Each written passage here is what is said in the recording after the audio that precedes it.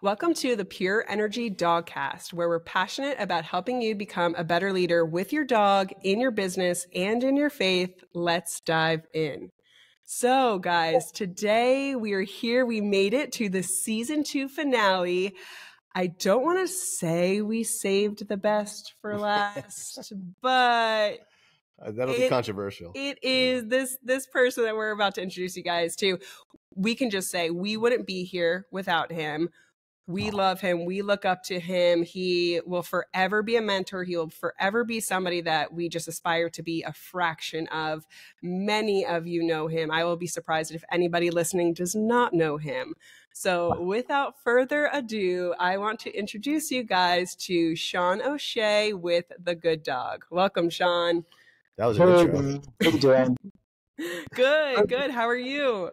I'm great. It was super cool for you guys to reach out, and I was like, oh man, this is gonna be so much fun to check in with you guys. I've been watching you guys and watch how things have expanded and grown, and been super happy and super proud of everything you've done. Oh, thank you so much. I mean, again, us too. So just so you guys know, how I got started in dog training 8 years ago, we actually just had to count it back. It was 2015.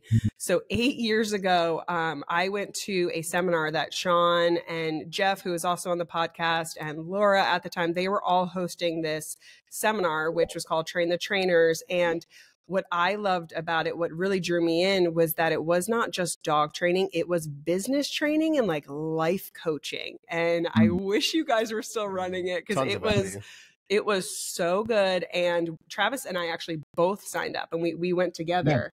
Yeah. And that's where we first officially met Sean and everybody. We had been following him on YouTube and online at the time, but that's where we got to work with him. And just instantly we connected, especially I would say Sean and Travis, because they're kind of similar in some ways, more introverted, more intellectual. They really like to think things through. Whereas I feel like Jeff and I were a little more like, we just like, yeah, just like say it as it is, or we're a little crazy. Whereas like you two really think about stuff. So that was amazing. But so let's just dive in with you, Sean. So how did you get started? What introduced you to the dog training world? Just kind of fill everybody in on your backstory. It's embarrassing and big at the same time. So I'll try and be super quick. Back in the day, I'm going to say 2000, I adopted 2 dogs, and you guys know the drill. 2 dogs, super out of control. One super dog aggressive and highly reactive. One bratty and highly reactive. And it was really bad. And we also had separation anxiety, because why not? You got to have that. Like, I'd run my house, and he would devour everything in my house: my bed, my couch, my telephone, VHS tapes, if you want to go way further. And then, when I got so bad, I would take him in my car. I would take them both in my car if I had to go to an appointment somewhere. And then he decided to devour my car. So I lost a steering wheel, and emergency brakes, seats, and everything like that. So it was pretty bad. And then I would say that culminated with him becoming so dog aggressive that it put me in a space where I really didn't have, my back was against the wall. Things were bad. Most people don't know this, and a lot of people searched for it once they found out. But that very unfortunate incident with my dog Oakley actually caused me to end up on Judge Judy back in the. I didn't know that. Judge Judy, yeah, good. It's How good. did I not know this? It's good because I've been talking about it very often. Wait, did you win or did you lose? She's brutal. Yeah, Judge Judy, yeah. Like a few days before I went on, and I was terrified because the last thing I wanted to do was be on Judge Judy's show, because she's pretty tough bird. And, yeah. It was like an Entertainment Tonight, like little clip, and she had like a little chihuahua in her hand, and she was like, and my dog had attacked a small dog, and I was like, oh, you're so done. You're done. So Yep, no chance. Yeah, so I tried my best, and she said, I think you're a liar. Yeah, she was pulling my punches. I think you're a liar. No. and it was just ugly. And anyways, that chapter closed, and we moved on. Luckily, for some reason, you can't find that episode because a lot of folks died. And so that propelled me into I would say breaking me out of the kind of delusional headspace I was in, which was like, oh, they're just being dogs, and I was really, really disconnected from reality. But when things get so bad, so ugly, so dangerous, it's very hard to continue to hide from that. And so then I found my third dog, Belle, on the freeway going out to see my parents. And she was this super sweet pitty that was just like sent because I think God felt guilty. And so he like sent me, he was like, I'm going to send you a good one because I know. You've been through it. He threw you a bone. So Belle came to me, and Oakley immediately started to attack her. She had like the most sweet, everything about her was great. And so I was like, okay, you got to do something. And to be honest, I've got dog hair all over the computer. Classic. To be really transparent about this, and some folks may struggle with this because times change and people's reputations change. But back in the day when it was that bad and I was completely overwhelmed and didn't know what to do, a couple friends of mine said, "Hey, have you heard of this guy called Dog Whisperer?" And I was like, "Dog Whisperer," like just the name and everything else. I just thought it was silly, and but I did actually take a watch. Oh, my friends recommended that I check out this guy, the Dog Whisperer. I thought that was pretty funny, and I actually did check it out and dove in deep.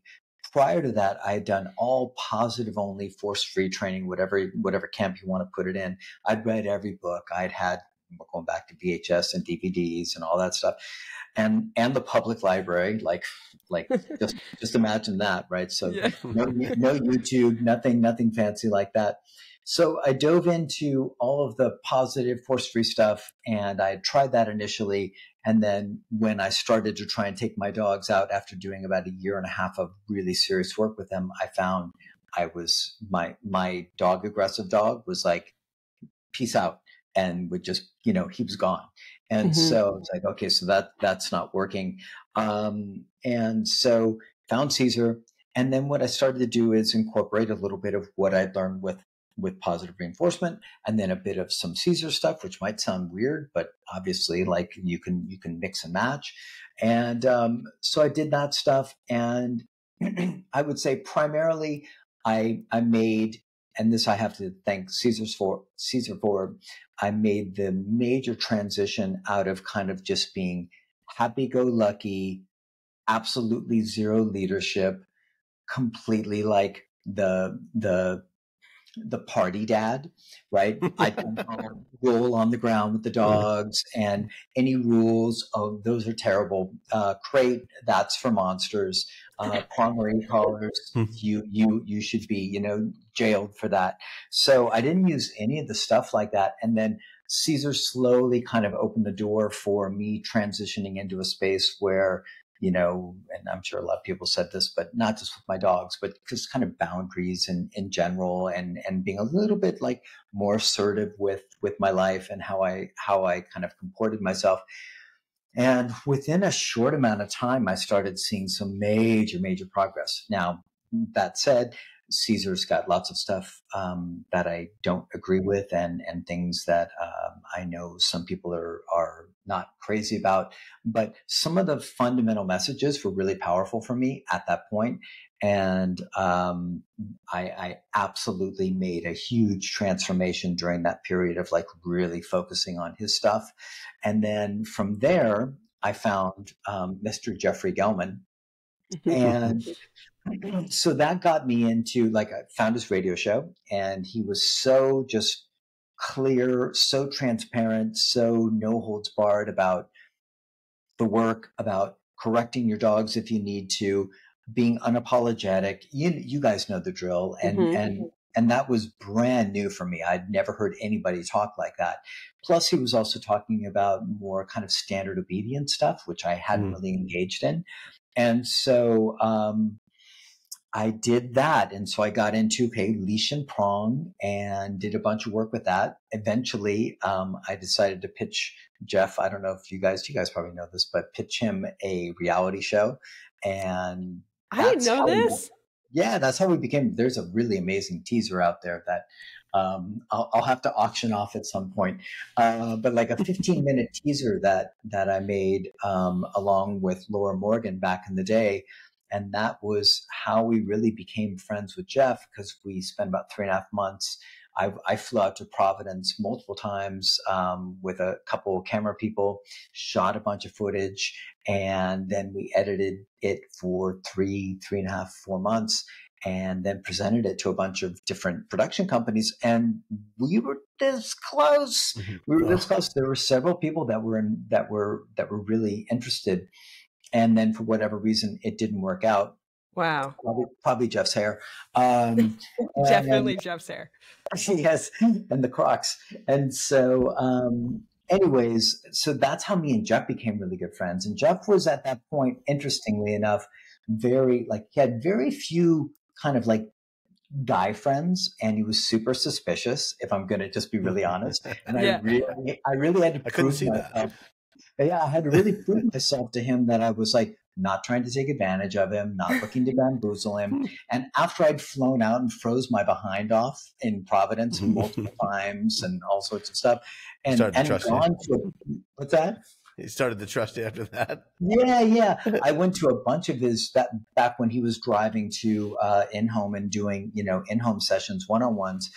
We did a bunch of those, and I filmed a bunch of those for him as well. And I think he slowly got into a space where it's like, okay, you're possibly acceptable. And I can't believe I didn't know this. This is like how you guys met. This whole chapter was unbeknownst to me. This is great.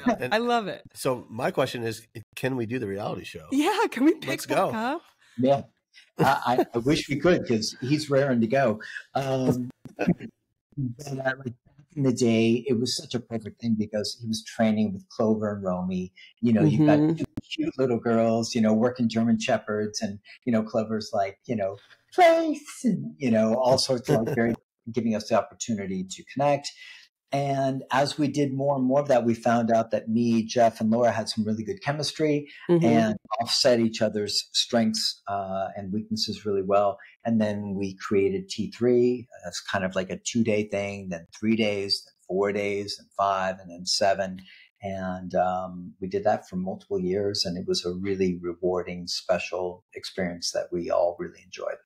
Yeah, there's a ton of good content within that training. I love that. We still use a huge part of that today as like a majority of our business, like model and the foundation of it, and how it was set up. And again, over the years, just like with you, like you learn things and you add things and you tweak things, but it's still like that is like the foundation of it, how we set it up, how we structured the board and train, and how we teach and stuff. So we're so grateful for it. But what were you going to say? I was just going to say, it makes a ton of sense, the way that you guys structured that from start to finish, right? Like just how you layered everything in. It was genius. My question with that was how did you guys come up? Was it both of you just had such a similar training style, or did you guys kind of like, did you take a chapter, this is how I teach this, and then he took a chapter and this is how he taught? Like, how did you guys blend it together? We actually did exactly that, kind of blended it. So there were a couple of things that were happening. One, I was getting really heavy into low-level e-collar work. And Jeff was not quite into that camp yet. He was still doing a little bit more, and I don't mean this in a bad way, but just a little bit more kind of traditional, leash and prong, and then like prompt with an e-collar. And it was all working. But I remember demonstrating, I was like, Jeff, you got to see this, like this low level stuff. I literally remember like sharing it with him. And I had a golden retriever at his place in Providence. And he's like, you know how Jeff can be. He's like, yeah, go ahead. show me what it looks like. And I was trying to get this golden to lay down, and the golden wouldn't lay down. I was like, oh, this is terrible. I had to like sweep the legs, Karate Kid style, and like have him down. And I remember his response was, "You're losing credibility fast." And that's typical stuff.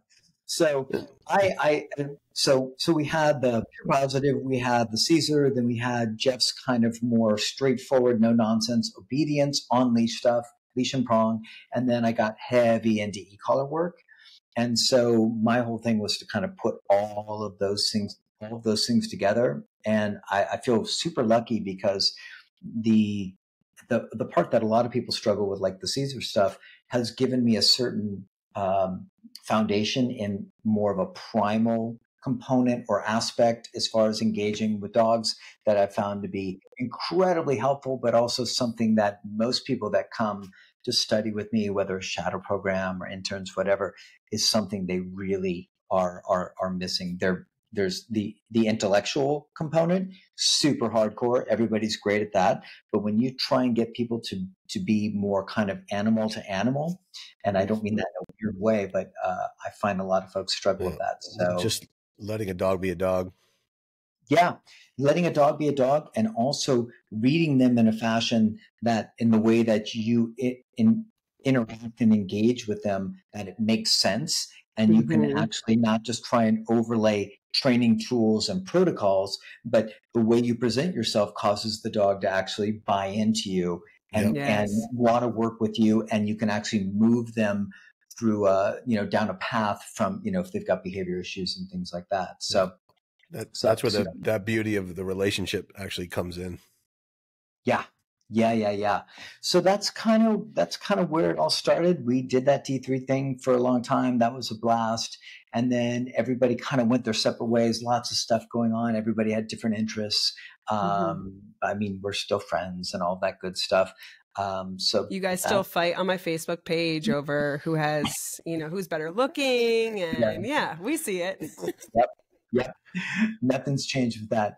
And so that's I would say that's the origin story of where I came. The one thing I would add to that is that the fascinating component of that is that as I started doing dog walking, because this like 80-something-year-old woman, as I was walking down Ventura Boulevard, which is a big boulevard, big fancy spot in LA, and I had my 3 dogs and, in one hand, and they were just walking really nicely. And this lady, like I said, in her late 80s, pulled over in this like she's still driving, pulled over in BMW station wagon. She's like, "Young man, are you a dog walker?" And she was super prim and proper and really funny. And I said, because I really wanted to get into dog work, and I was like, yeah, I am. And so she said, "That's great. How about I invite you up to my place, and me and my husband will make you tuna sandwiches, and we can talk and discuss whether you'll be an appropriate fit for our golden retrievers, and we'll go from there." And so this woman, Carolyn Bender, ended up being somebody who pushed my entire career forward, because she started recommending me to everybody. She was in Beverly Hills, like in the actual area. And she recommended me to so many people. And my career went from dog walking, just like, and then into training, just kind of organically rolled into that space. So you never know. Say yes. Always say yes. Right. I love that. From, just an 80-year-old woman hollering at you through a car.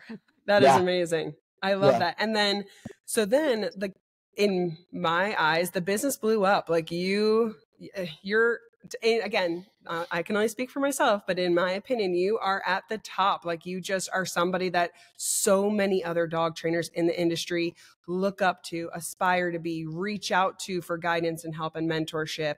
I mean, and it's funny because I actually just told him before, like I was on your Instagram and I'm scrolling and I'm like, his style hasn't changed. Like so much has changed. I'm like, he's wearing the same hats. He's wearing the same t-shirts. He's doing the same thing. Even how you type up your messages, which I feel you're famous for, like these one-liners, these sentences or a short little paragraph. It just hits. And so that is something that I wanted to talk about next, is how even your online presence hasn't changed that much over the years. So I was joking with Travis. I was like, look, he has the same hat from 8 years ago. And it might be different. It might be updated, but it's the same style. One. It's the same Okay. one. Yes. It's a 2-year turnover. Perfect. Oh, yeah. I'm like, and what did you say? You were something like, because he's a legend. Like you said something like he's a staple. Well, if it ain't broke, don't fix it. Yeah, and if it isn't broke, don't fix it. And I love that because I feel like nowadays in the dog training world, like we kind of feel like, not that we have to reinvent ourselves, but it's like, okay, this is the next trend. This is the next thing. This is gonna, and it has burnt so many dog trainers out. Like I see it left and right. I experienced it myself. It was part of why I was like, we need a team because I can't keep up. I just want to focus on the dogs and the people. I don't want to focus on the trends, and which is a good thing. In our case, it led to a team, which we love. But even how you post your one-liners, your infamous one-liners, these heavy hitters, it's what I think has really made you stand out because again, there's a level of intellect to it. And I call it word art. So and this is just full disclosure, when we onboarded our trainers, one of the first things I handed them was your book. And I was like, a requirement to working in this business on this team is you have to read this cover to cover. And you have to follow him. We have a list of trainers and you're always right up top. And I'm like, listen to what he says. Like what he said, he's not just saying it to post today. He's saying it because this is real information. He's not just the type of guy that he's on here and he wants to be Insta famous. It's not his thing. He really is providing this value and this meat and just not afraid to say what you're feeling and what you think about a situation. So just kind of like, how do you, even though again, the style to it hasn't changed, the air to it hasn't changed, which we're grateful for because we love it. But how do you like never run out of new things to say? Like every time I go online, you posted something new and I'm like, year after year, day after day, this man's still doing it. Like, how do you not run out of content? Where does your inspiration come from? It's a good question. So you guys probably know like one of my heroes, Seth Godin. Yes. Because I think we talked about him at T3. And he's been doing a daily blog for 12 years, 12 years, and he's never missed a single post. And his whole thing is like, do plumbers get, plumber block? And, basically he's like, all you have to do is sit your butt down in front of the computer or your phone, whatever you're doing, and get into the habit of you're going to do the work and not allow your brain to go into the space of, well, I'm not feeling it today. Well, it's like, and that said, I'm not as great as Seth at that. There will be days where I'm like, I'm either in too much of a rush or, I just can't find an idea that I feel is special enough, unique enough, or that I can frame in a unique way. And so on those days, I'll go sift back through my old stuff and I'll like find nuggets and I'll be like, I can just kind of lean on this, for a couple of days until I can find something else. But basically all I try and do is, I write notes anytime something comes up. So I'm on the elliptical machine at the gym. And I'm literally writing sweaty, typo-filled notes that just like will hopefully jog my memory. And the whole thing is, I'm thinking about clients, literally like where all this stuff comes from. It comes from conversations with shadows, conversations with interns, and mostly conversations and behavioral observations with clients.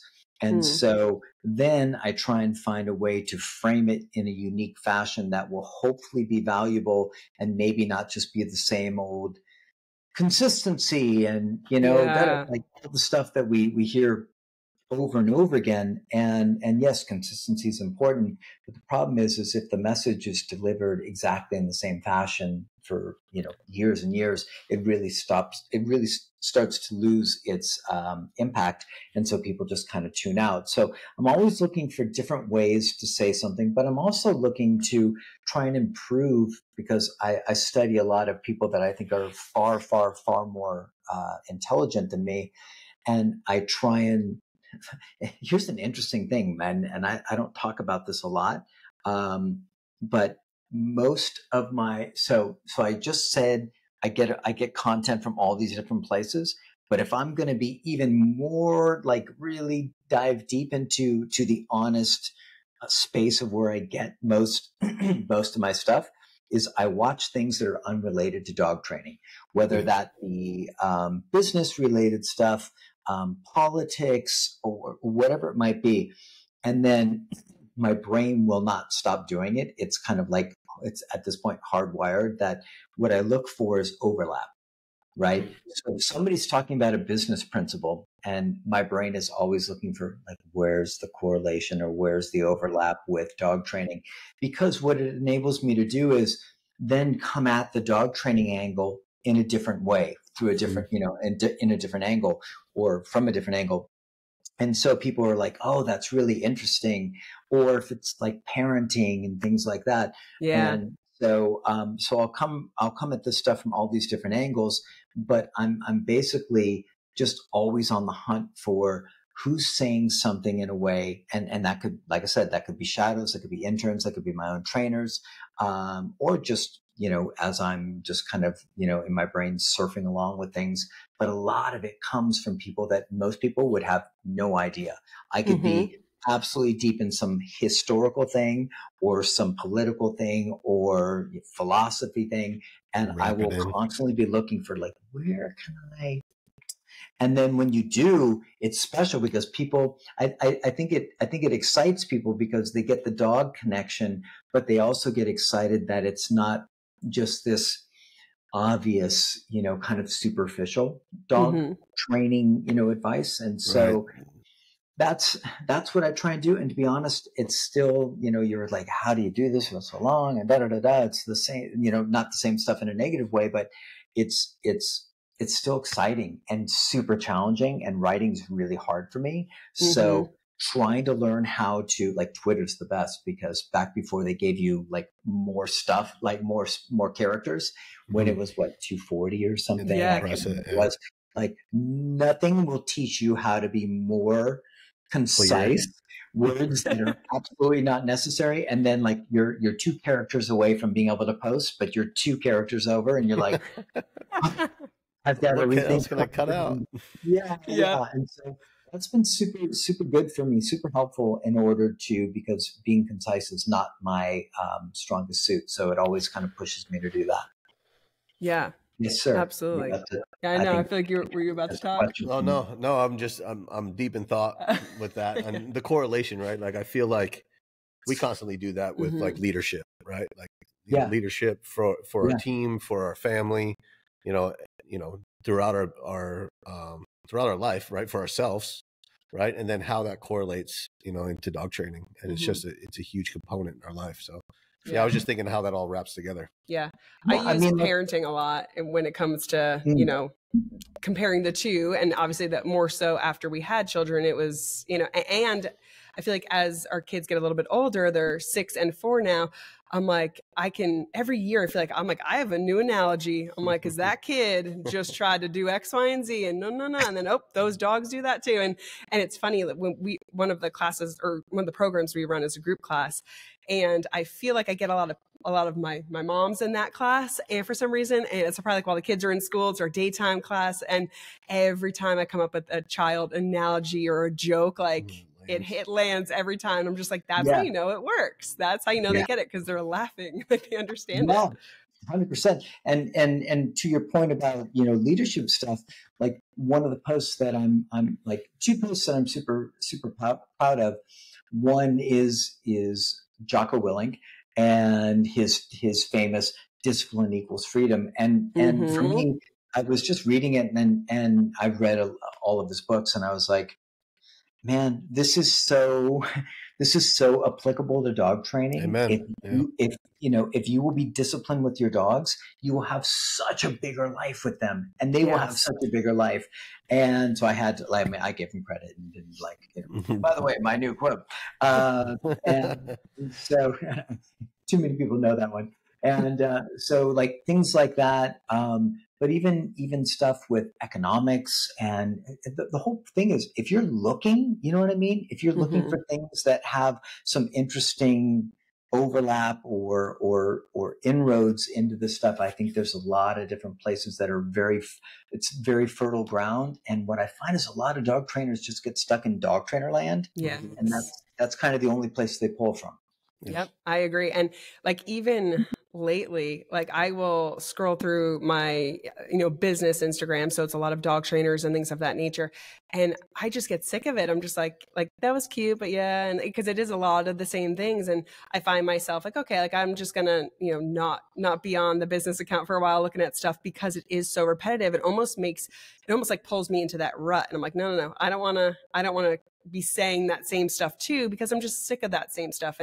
But that's why every time Sean O'Shea, the good dog, pops up there, I'm like, I always tune in. It always catches my attention. I'm like, it's going to be good. What is it? Like, I always get excited because, like you said, it's a similar message in the sense that your values don't change, but it's always different. It's never boring. It's not presented the same way. And then, like you said, it makes you think deeper because it's either, oh, okay, I can tie that into business, or with somebody on my team, like somebody on my team, he was talking about a dog here, but I have that person, I'm gonna help them this way. Or my kid, I'll read some of your stuff and I'm like, Shay, come here, child. Like, we're gonna try this out. But it does, it makes you think deeper. And even the book, so I want to talk about that really quick too. And it's funny that you said you're not good with writing. I kind of chuckled to myself because I was like, lies. Like, to you might not be good with writing. Maybe it's a struggle for you, possibly, or you're just being super humble. But your books are fantastic. The books are fantastic. And everything that went along with that. And you'll doesn't pay attention, you'll never go anywhere, that kind of stuff. So, well, tell me a little bit about that. So, like, what inspired the book? How did you start? Are there going to be more books coming? Like, let's just talk about that for a little bit. And just in case anybody doesn't know about your books. So we've got Love Them by Leading Them, Volume 1, Volume 2, Closing the Gap, which is not dog related. It's just a kind of personal development little handbook thing. And, I always struggled with trying to get the thought out here or out here. And so I started reading a ton of other people, and that got me excited, and probably in a bit of a naive kind of fit, I was like, I can do this. And so I started, like, I can go back to like my original blogs, and I'm like, oh dear, like they're so basic and simple and obvious and all that stuff. But it was a good beginning as far as, like, getting your toes in the water and starting to do that stuff. And what was interesting was that even though a lot of the stuff was simple, I was already getting like pretty positive responses about it, which of course incentivizes you. You're getting the reward. You're like, wow, that's interesting. Like, people even care about that and they're sharing it. And so that just pushed me to be better and better. And I also have pretty high standards for myself, whether it was back when I was a musician back in the day or whatever it might be. My standards have always been like do this, like get up to here. And so I work like when I'm studying a video or reading a book, I'm typically doing like 3 different things. I'm reading the actual content. I'm thinking about how that compares to universal principles. And then I'm thinking about how I can it's 4 things. Then how can I extrapolate that out to dog training? But then I'm also going through all of the different, how they actually structured their grammar, what word choices they used, what words they left out, words that I don't know the meaning to, and just like really tried to dive in and become better at the craft. Like, reading Volume 2 of Love Them by Leading Them has been, it's, for me as a writer, it's one I'm like pretty close. We're nailed getting it. And you asked about more, the goal would be to do a box set of all 3, like, up to 3 volumes. But then I've got some other ideas for some stuff down the line if I can get it together. And, it's something that neither myself nor my parents nor anybody else, I think, ever suspected that I would get into. And even when my mom saw like the first book, I don't think she knew what to make of it. She was just kind of like, that's great. You know what I mean? Like, she didn't know what to make of that stuff. And so, it's just become part of my identity. It just kind of snuck in, and now I'm getting better and better at putting ideas together in a more succinct fashion.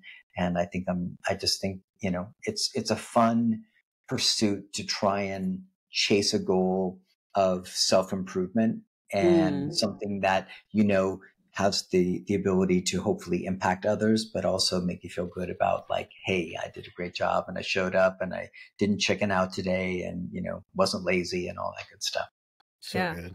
Yeah. What I'm hearing a lot of is everything that you do, whether it was starting with the dog, when you wanted to be a dog walker and that old lady was like, are you one? And you were like, yes. And because you wanted to be better, you wanted to do more, up to now where you were like, okay, I'm a dog trainer, but I can write a book. I can be an author, right? I can do this and I can get this book out there, and you're jumping in and doing it. What I'm loving is that the pattern I'm seeing is that you dive in with both feet. And like you said, sometimes even naively, like, I could do this. You jump in, are you a dog walker? Yes. You probably like walked up to her house like, oh no, like I got to learn how to walk dogs. Yeah. And, tuna sandwiches. Yes. Okay. I hate tuna. World's most stressful tuna. So you jump in, but it's with this reoccurring pattern of you want to be better, you want to do better, and through doing that, it's pouring out good to the others around you. But that's hard, and that takes a ton of courage that's kind of like what I'm hearing is like, that's your personality though. Like every time we get it, we hit it. Okay, like what's next? What else can we do? How can we make it better? How can I be better? Yeah. I think there's a piece of that too that everybody needs to understand that's listening to this, is that that's a choice, right? Pressing into your fear, right? And getting uncomfortable is required. Yeah. So if you don't do that, then you don't put yourself in a place to where you can actually change. Yeah.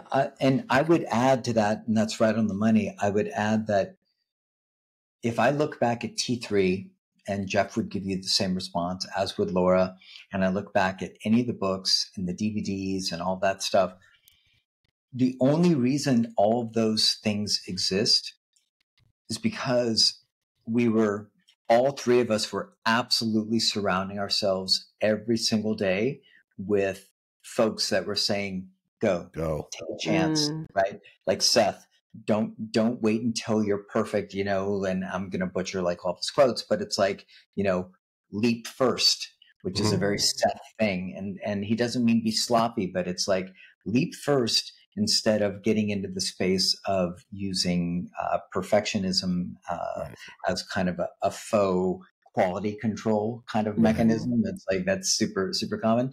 And so between Seth and Jim Rohn and Darren Hardy and all of these early folks that we were surrounding ourselves with on, video and audiobooks and actual regular physical books, all of us were in a space of like, we can do anything. And that was simply by what we were putting in our heads.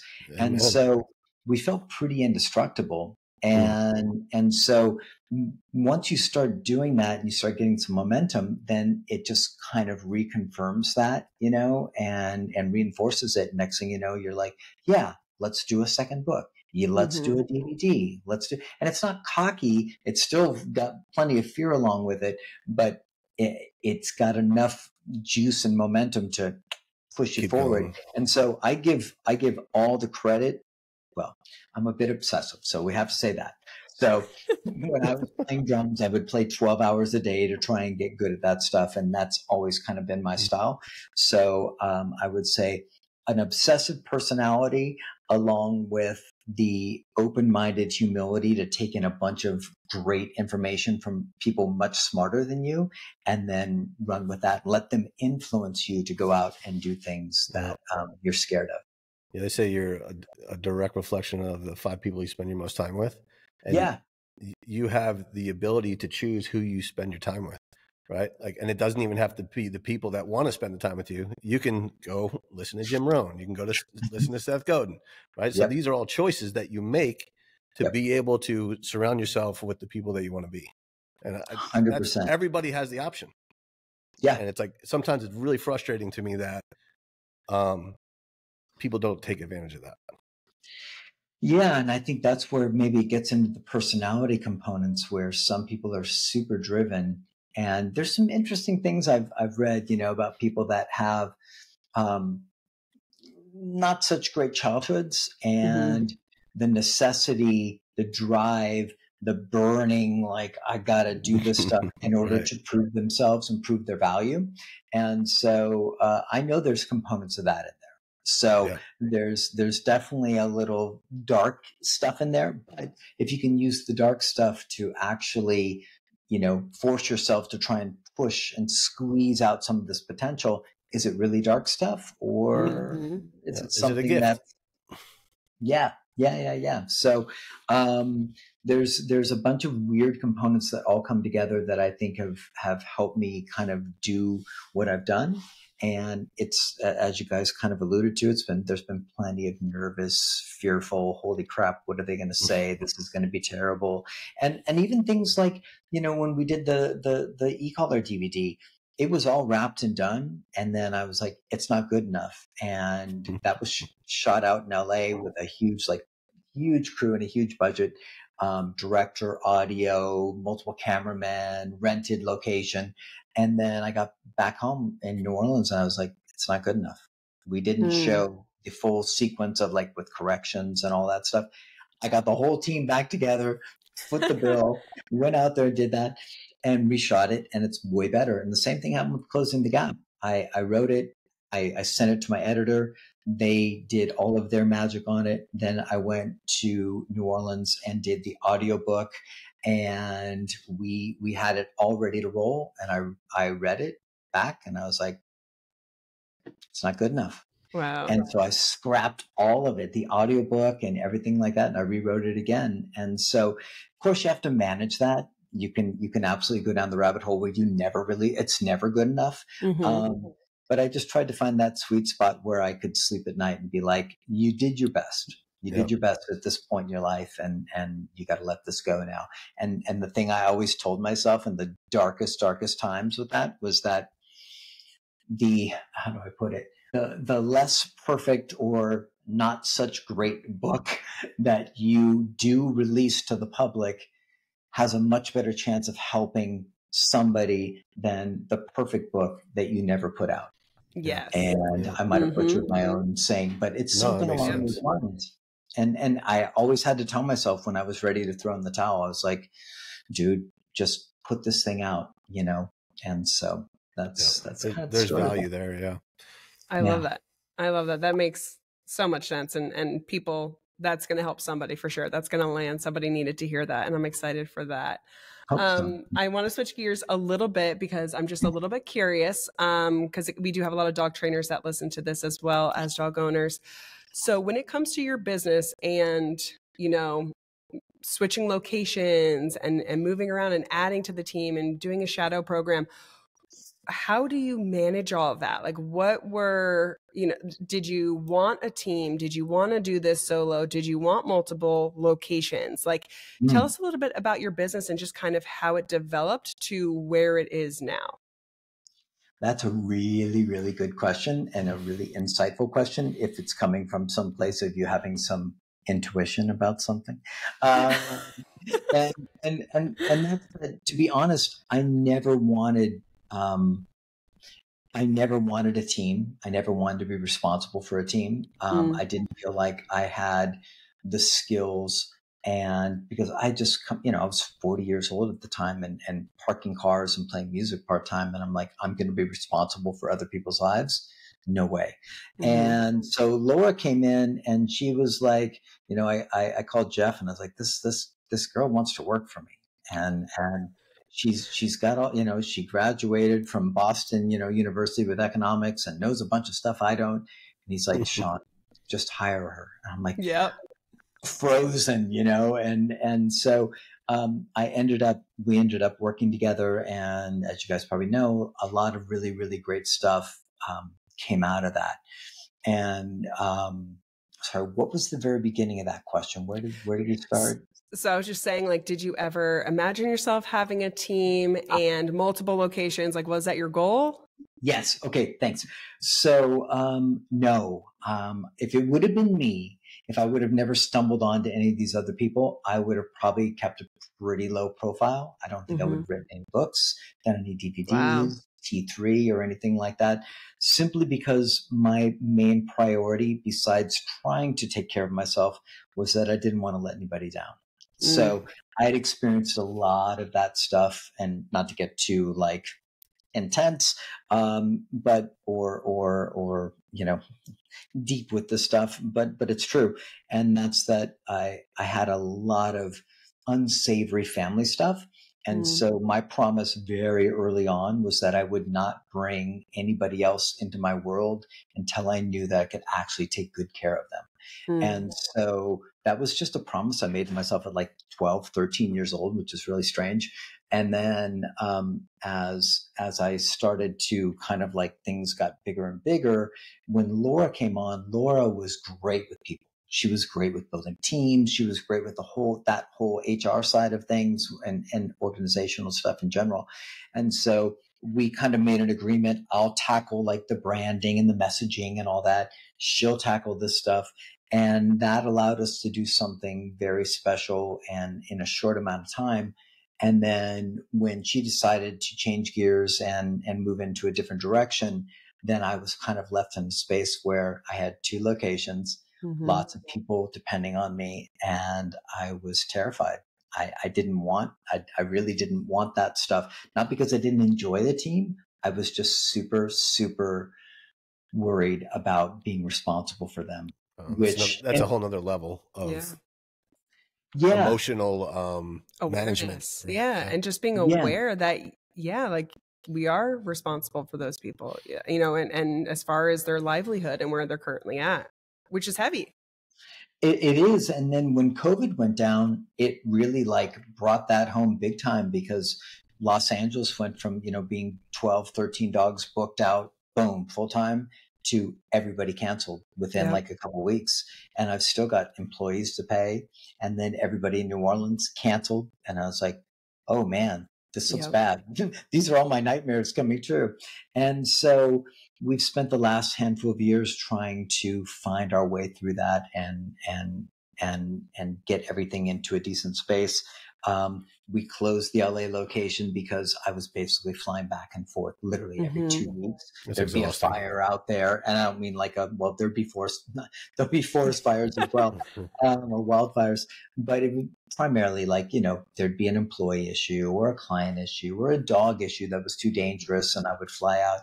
And so Marta was back here in New Orleans, and it was just not working for us. Yeah. So life.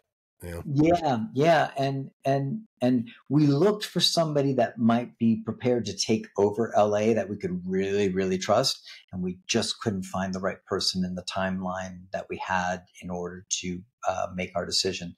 So we closed it and then moved down to New Orleans. And it's been definitely more peaceful in that sense without having Los Angeles. But it's been a big change. Like there's 40 million. It wasn't like this 6 years ago or even 10 years ago when I was doing stuff here in New Orleans.